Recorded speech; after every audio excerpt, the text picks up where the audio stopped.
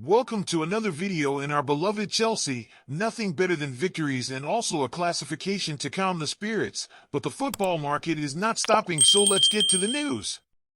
But first, take care of this: like, subscribe to the channel, activate notifications.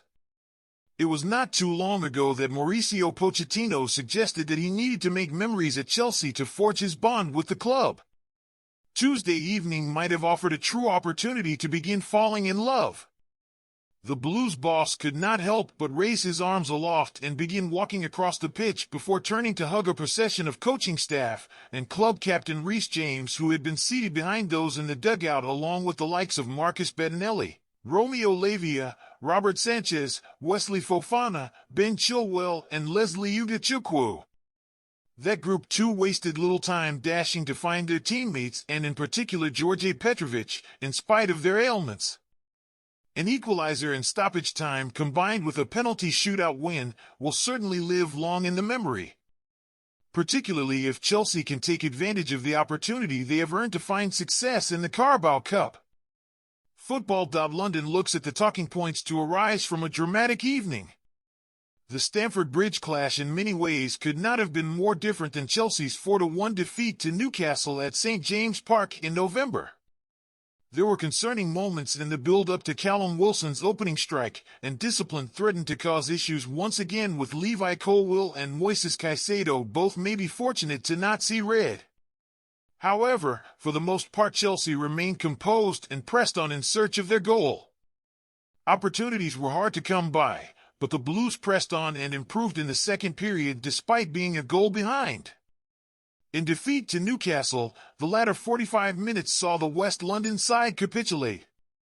Pochettino's side have not entirely found their ruthless streak. Words were certainly had when Moises Caicedo knocked the ball out of play with Anthony Gordon lying on the turf. Chelsea had produced some sustained pressure with the Newcastle star out of action, and the referee was showing no sign of stopping play. The West London team were recycling the ball in a bid to find another avenue of attack when the Ecuador international placed the ball out of play. Caicedo received a chorus of boos from the crowd, but also what appeared to be a dressing down from distance from some of his teammates, with Palmer in particular airing his frustration.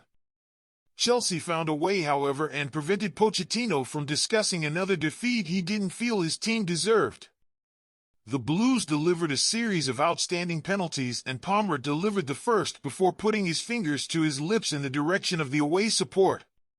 While the speculation will never die until there's an opportunity for Conor Gallagher to sign a new contract, Chelsea's captain on the night once again produced an impressive outing. Any consideration of selling the former Crystal Palace loanee is laughable, such as the importance of Gallagher, who is a firm contender for Chelsea's best player this season.